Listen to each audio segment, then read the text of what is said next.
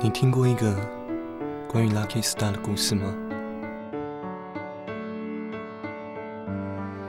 这是一个地方，你也可以叫它 Lucky Star。这是一个通关密码。当我们在地球上比出这个手势的时候，那些深爱我们却离开我们的人，就会听得到我们的思念，然后就会把幸福降临到我们身上。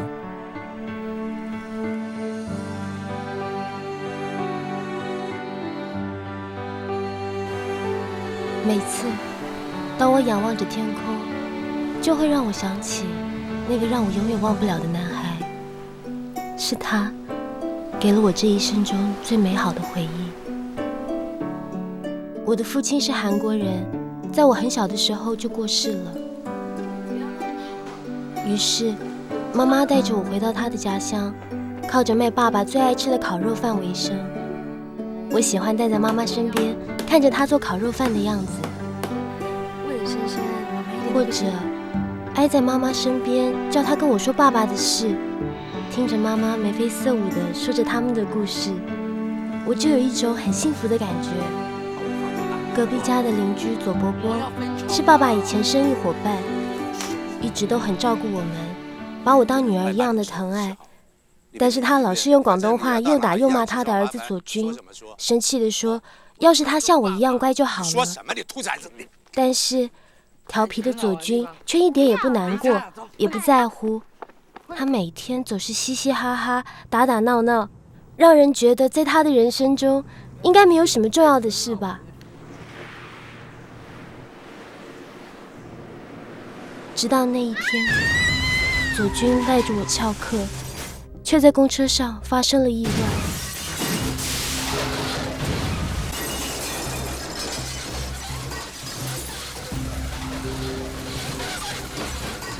当时我好害怕，我想我可能会死吧。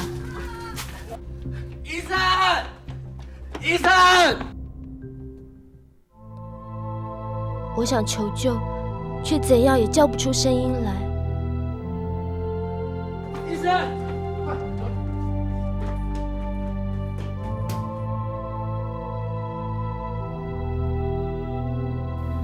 这几天我在医院里，医生告诉妈妈，我可能因为惊吓过度，暂时没办法说话了。他们帮我做了很多检查，也吃了很多药，却没有任何效果。就死了他算了。你这赵妈妈跟深深相依为命，如果深深这一辈子说不出话，你要照顾她一生一世。气急败坏地骂着左军。我第一次看到左军竟然自责到连一句话都说不出口。我躺在医院的病床上，我真的不敢相信这辈子我可能再也说不出话来。于是我试着跑到医院的天台上，想试着用力叫出声音，却怎样都没有办法。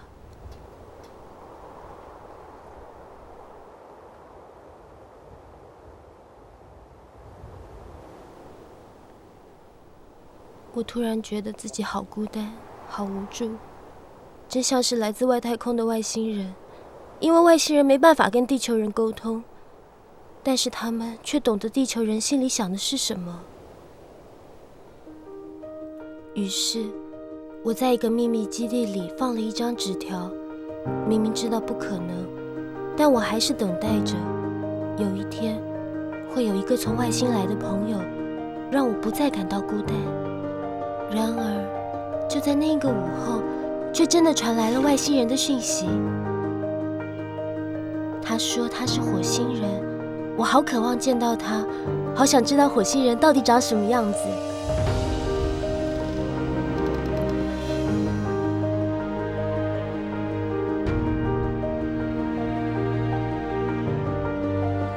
况且还是一个有着石膏脚的火星人。是你。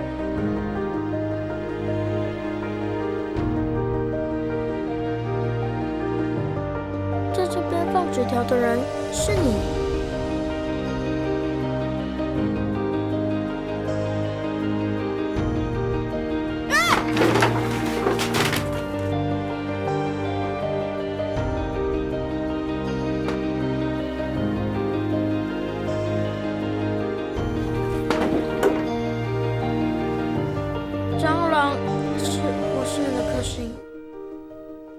终于面对真实的他，却让我有点失望，因为他跟想象中的火星人完全不一样，而且居然还是一个怕蟑螂的火星人。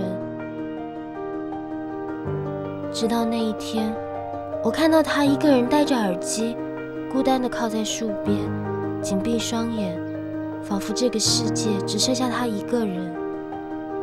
我终于明白他为什么是火星人，因为只要是活在地球的外星人，应该都很寂寞吧。天台是另一个专属于外星人的秘密基地。你也来这里吃饭啊？我们总会在天台不期而遇。他看着妈妈为我准备的烤肉饭，说要跟我交换，看他吃得津津有味。我想火星当然是没有卖烤肉饭的。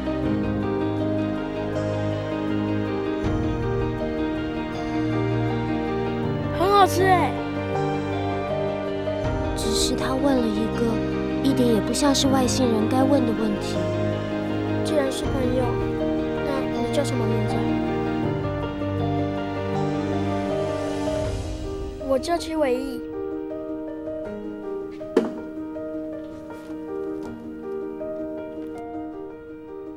我故意写下我的韩文名字。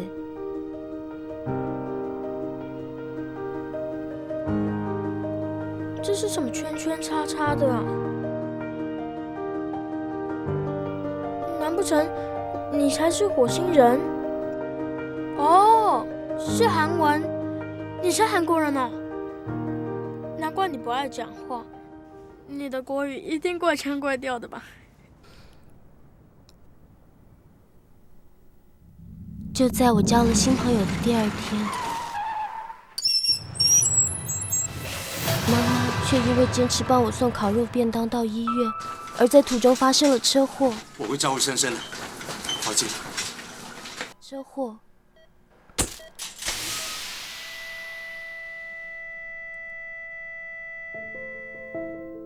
这一次，我真的觉得自己失去了全世界。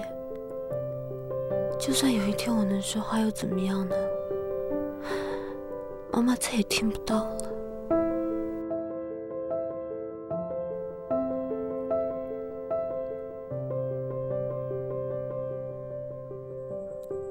但是火星人好像知道我的悲伤，为了安慰我，他在天台上跟我说了一个关于 Lucky Star 的故事。其实对火星人来说，生死根本没有什么差别，因为离开这个世界的人都会飞去那个地方。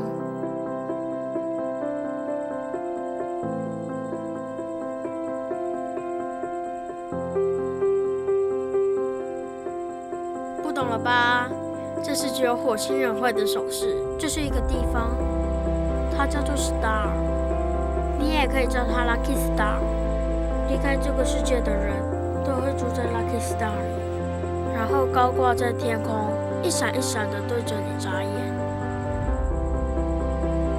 你妈妈现在一定也住在 Lucky Star 里，她知道你不喜欢说话，所以每天晚上高挂在天空，一闪一闪的，用微笑跟你对话。你知道吗？能住在 Lucky Star 里的人都是好人。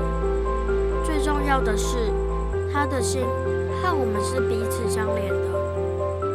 只要你跟 Lucky Star 的居民曾经相爱，彼此思念，他就会永远住在这里。就像爸爸一样，他虽然已经离开了，可是因为妈妈跟爸爸曾经相爱过啊，所以爸爸永远都住在这里。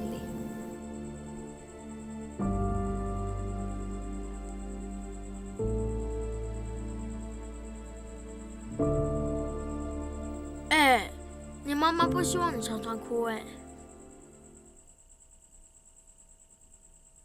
她希望你过得快快乐乐的。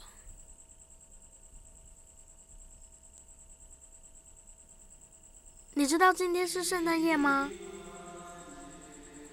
你有没有听到有人在唱歌这歌声像不像是从 Lucky Star 上面传来的？因此，我们循着轻柔的圣诞歌声，走进了那间小教堂，聆听从 Lucky Star 传来的声音。我就像是依偎在妈妈身边，看着妈妈做烤肉饭一样，有一种幸福的感觉，温暖了我冰冷的心。他和我分享那首他最喜欢的歌曲，他说这是一首专属于火星人的歌。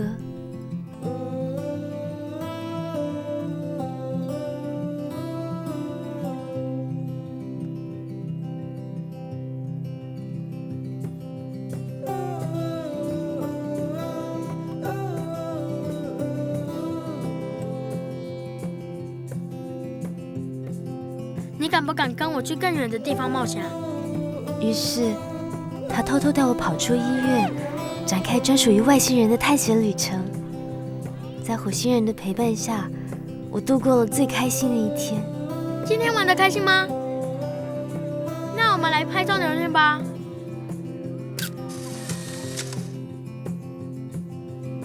那你觉得最好玩的是哪一样啊？喂，很不公平哎！你干嘛都不说话？好啊，那我也不说话，说话那么累，那我们以后都用写的咯。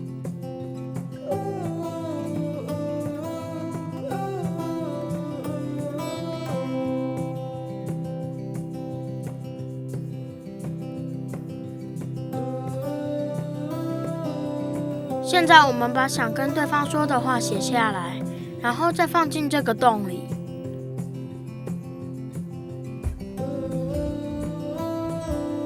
1年，太没创意了。5年，又不够刺激。干脆等我们老一点，再回来揭晓谜底吧。25岁够老了吧？我25岁的时候是2006年。那2006年的圣诞节再回来揭晓谜底。会不会等太久了？到时候你真的会回来吗？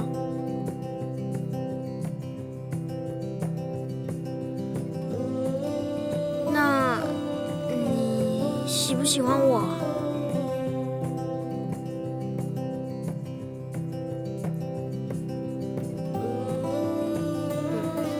你现在不回答没关系，明天也可以回答。时间不早了，我先走了。我不是不想回答，我只是思考着，怎么样才是外星人表达喜欢的方式呢？他却在我还没有想出答案之前就跑掉了。我想告诉他，他是我唯一的朋友。我想告诉他，我真的很喜欢这个朋友，这个跟我一样是外星人的朋友。那时的我还不知道，这一别竟然让这个来不及说出口的答案永远没机会说了。那天我听说他要转院的消息，我不能让他就这么离开，我一定要告诉他我心里那个答案。因此我拜托苏医师帮忙，他似乎也明白找到戚伟毅对我有多么重要。医生，请问有什么事吗？我知道他今天要转院，我是希望在他转院之前能够帮他补拍几张 X 光照，蛮快的，麻烦你等一下，很快我就送他回来。坐下，赶快，很快啊，马上就好。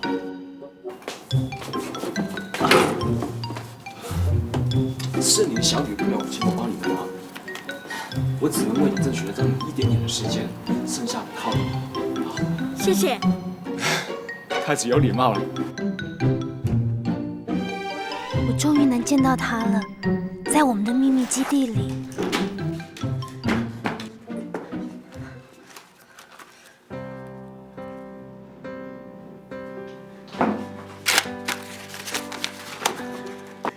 记得打电话给我哦。但是他匆忙地塞给我一张纸条，就转身离开了。齐伟毅，你在这里做什么？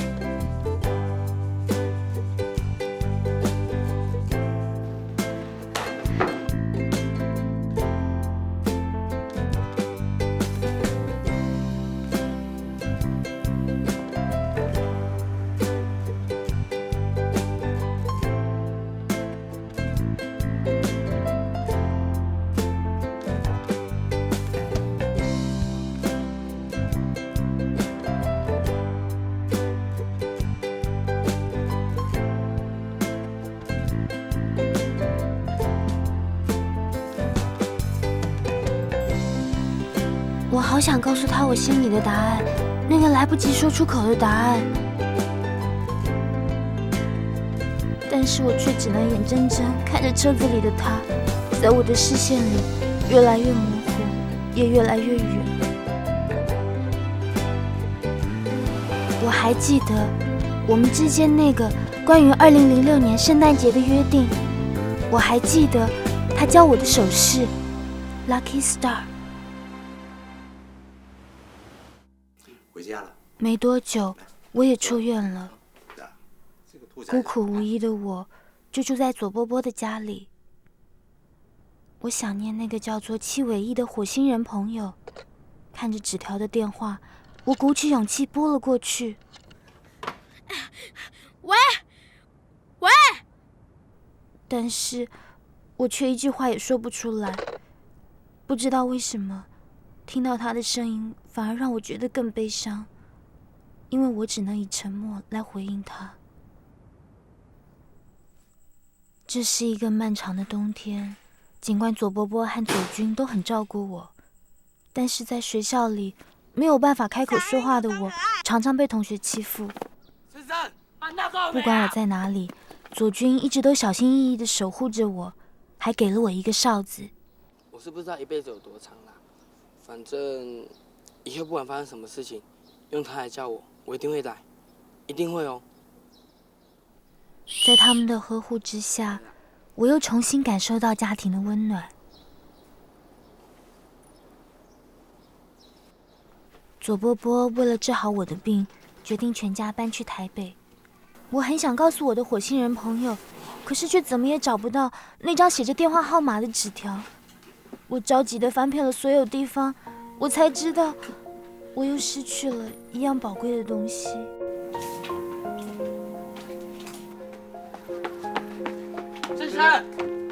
珊珊，我冲到外面，不停地跑，一直跑到那个我们曾经一起分享火星人音乐的大树下。我对着天空，试着找到属于妈妈的 Lucky Star。我想大声告诉妈妈我心里的悲伤，却怎么样也喊不出来。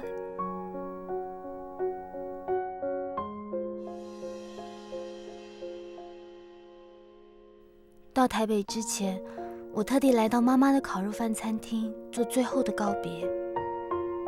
这一刻，仿佛又回到了从前。妈，你放心，我不会自卑，我会很坚强，比任何人都勇敢。我一定会很好。深深，上车了。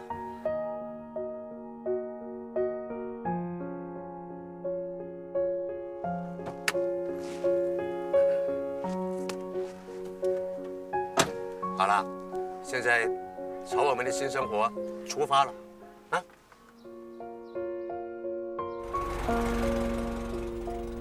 当时我并不知道，那个火星人也在他爸爸的安排之下，即将前往伦敦念书。在我们离开的那一天，他也来到了这里。擦身而过的我们，竟然错过了这次道别的机会。我只知道，我必须挥别所有伤心的过往，才能快乐积极地往前走。当2006年的圣诞节来临的时候，当我再遇见那个叫做石膏脚的火星人，他看到的将会是一个乐观开朗的我。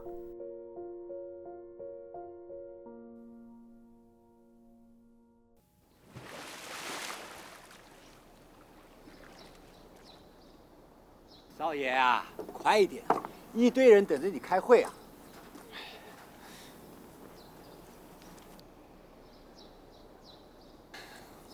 你真是越老越啰嗦了你。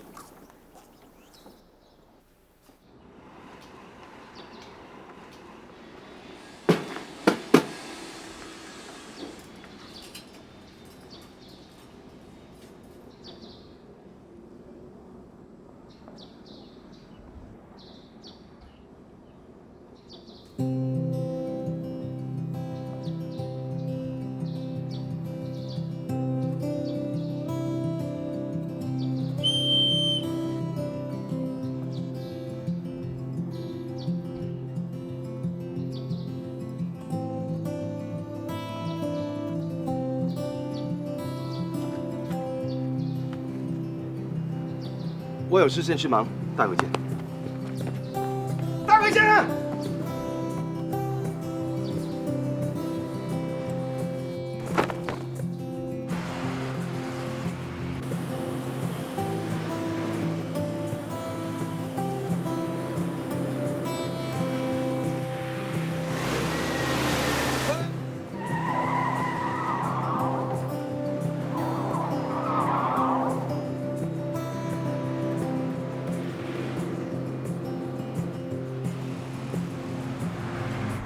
听说新来的总经理才刚从伦敦回来呀。是啊，才20多岁就当总经理，还不是因为老爸有钱？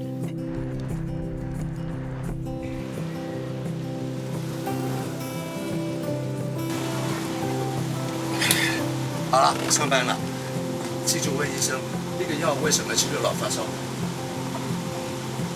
还有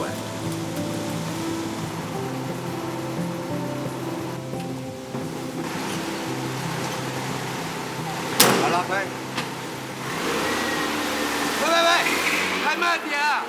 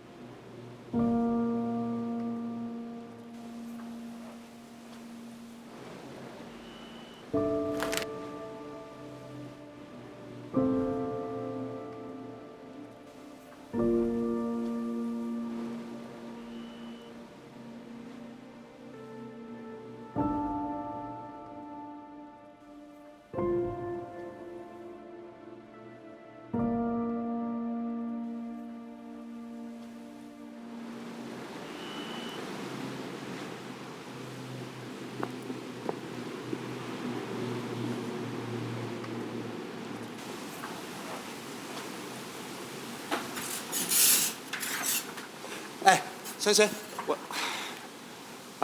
还好你发现了，不然左北边打不了卡。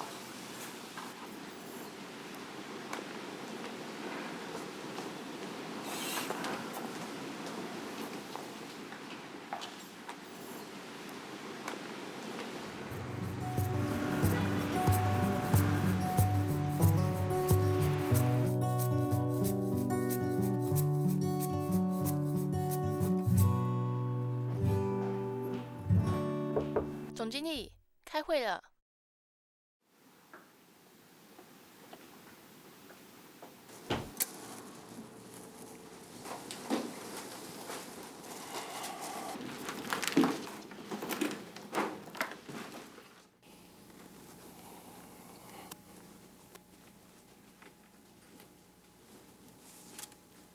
让我们掌声欢迎总经理。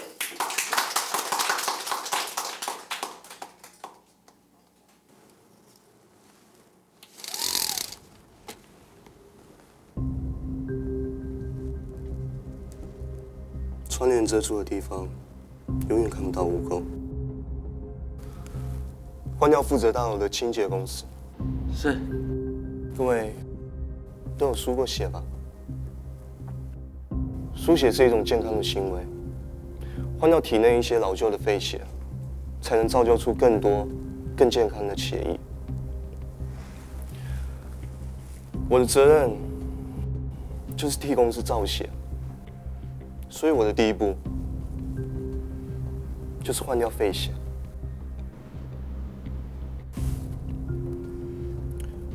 10点钟之前，各级主管请把负责部门的人事考绩送到我的办公室。报告总经理，这个时间会不会太赶了一点？10点以前，否则你就是废血。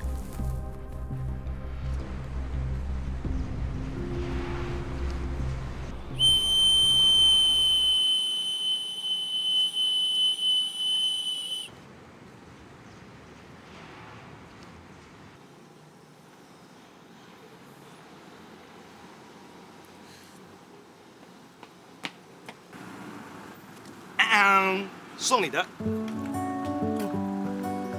什么乱花钱啊？每个人都有用嘛，对不对？看，多漂亮啊！哎，楼导跟我的电话都在里面，你按这个就好了，而且可以拍照的。哎呀，不要煩啦，好不好？唔好似我媽咁啦，收佢啦。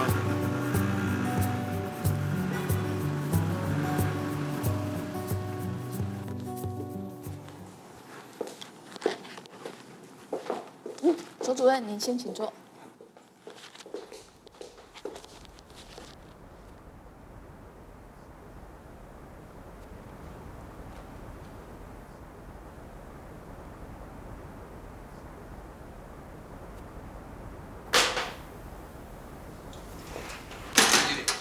什么东西啊？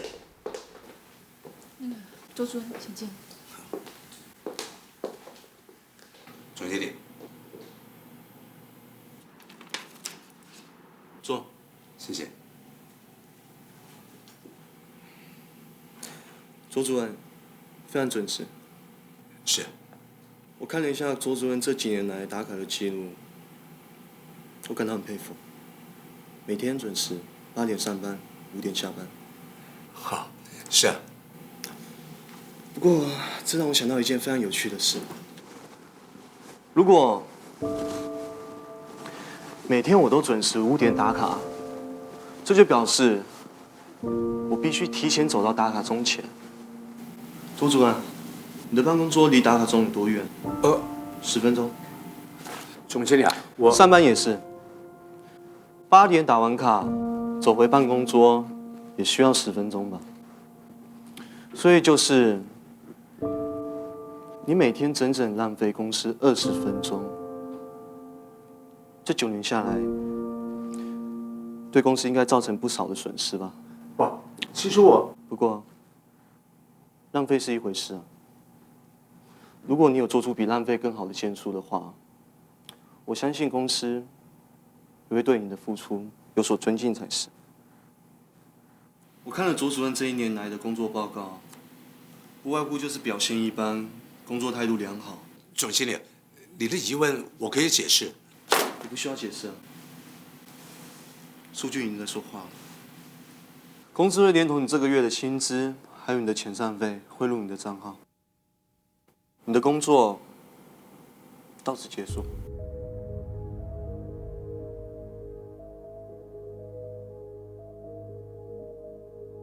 总经理，我可以不多做解释，但是无论如何，你要再给我一次机会。总经理，我真的不可以没有这份工作，真的。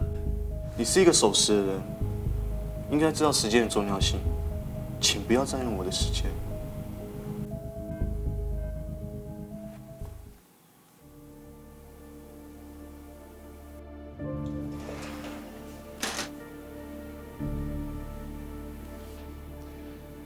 年轻人，我奉劝你一句话：运作这个世界的不只是数据，可能你没有尝到失去机会的痛苦吧。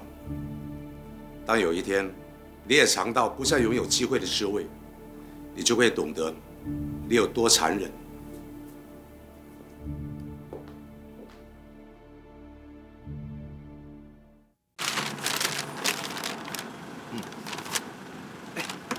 打个电话给我试试看。别打了，好不好啊？比较诚意嘛，好不好啊？我想收到你的电话。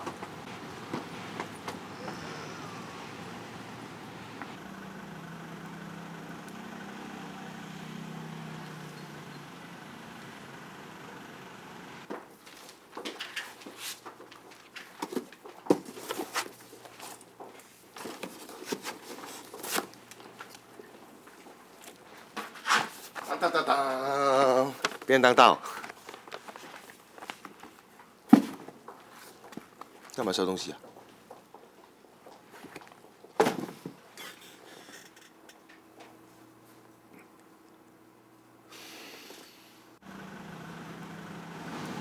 麻烦快一点。我告诉你啊，我看得出来，他真的非常不开心。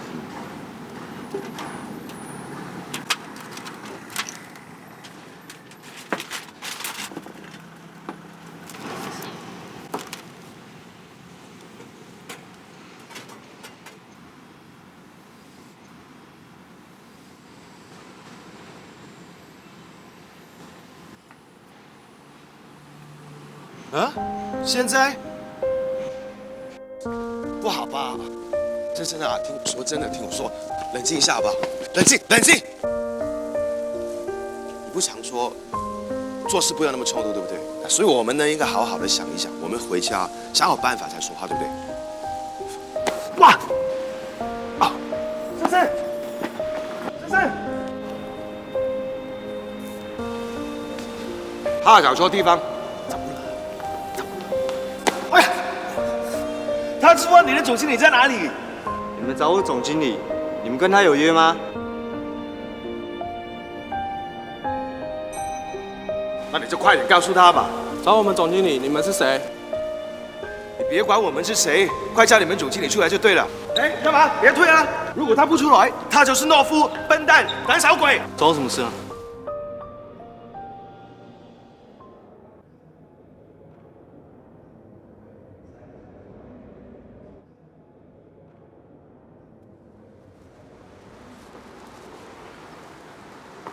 不是吗？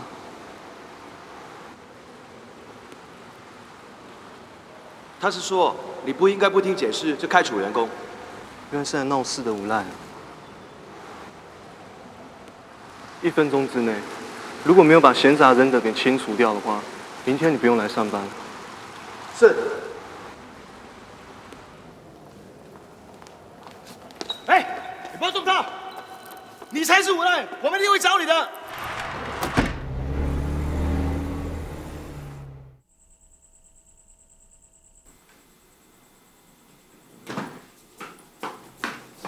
来，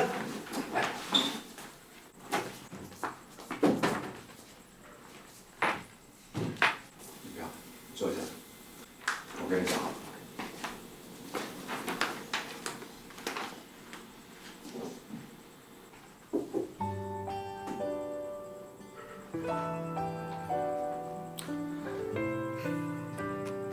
沈夏，别气了。其实我早一点退休，享一点清福也蛮好的嘛。所以啊，不要跟那些目中无人的人闹了。我们有我们的事要忙。你看，大陆青岛啊有一个神医，他专门治那种疑难杂症的，我们可以去试试看。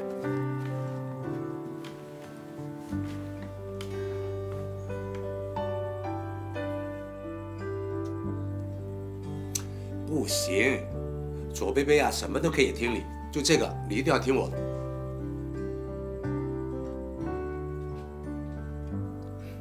不需要啦。所以说啊，冥冥之中，老天爷在帮我们的忙。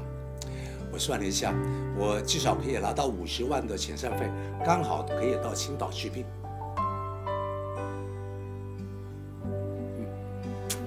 左贝贝有你，怕什么老了？你不养我？那就对啦，怕什么？好了，早点睡觉。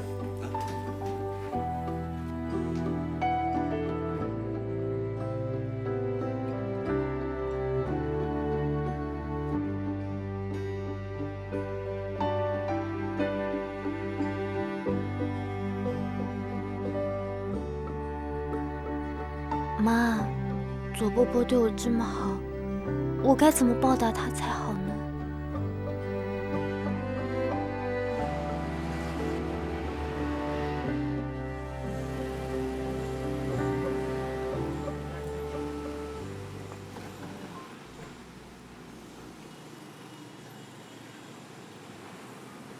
哎，小姐，今天不吃啊？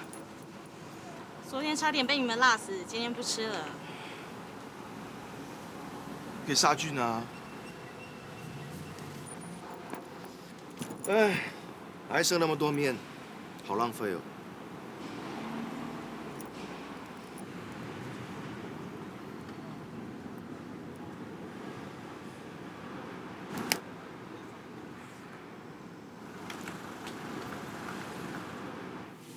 总经理，您的咖啡这家烤肉饭不行哦，下次换一间。是。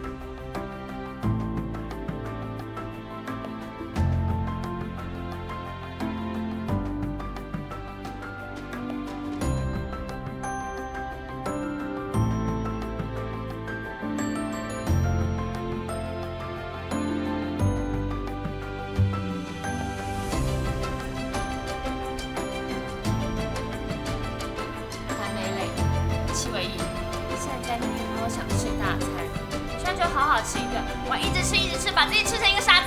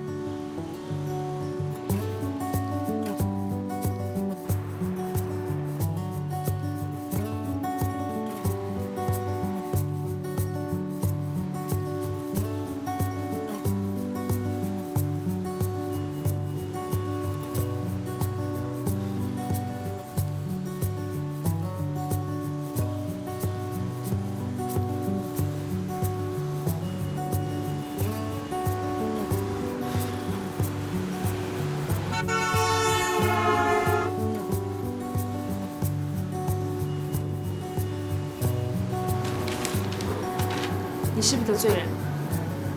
干嘛？好像有人在报复你。你等我一下，我马上回来。喂！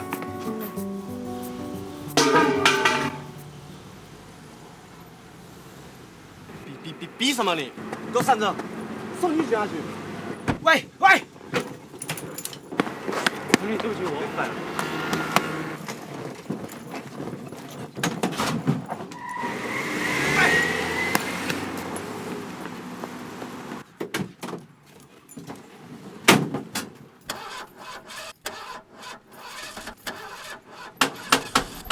不会吧？这搞不懂哎，你这女人家是没有读过书，还是不懂礼貌啊？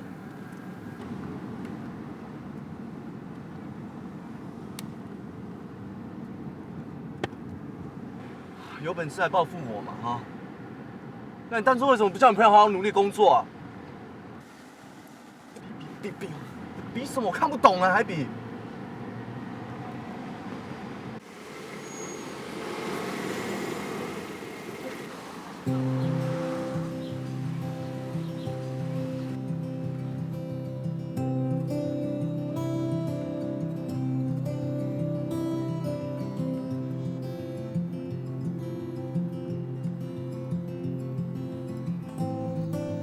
你最好先洗车，干了会很难洗哦。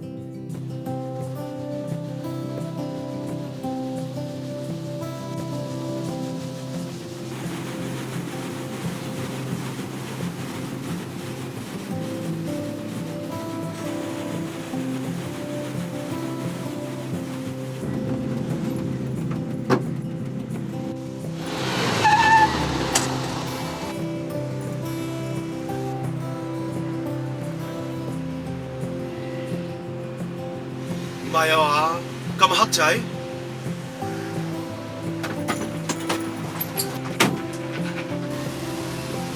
快一点哈，慢一点哈，啊，快一点哈，啊，小心点啊，拜拜。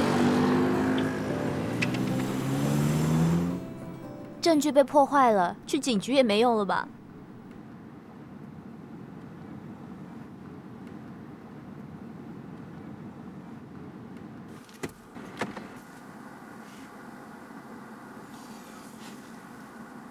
谁说我们要去警察局啊？我们该去一个地方。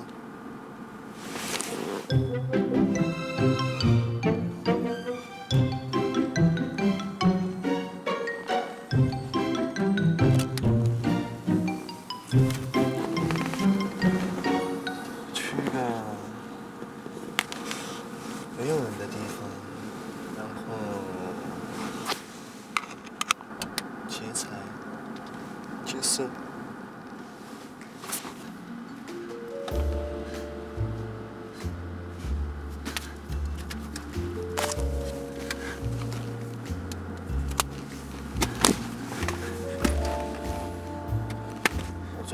打扰我了，尤其是当我手心大发的时候。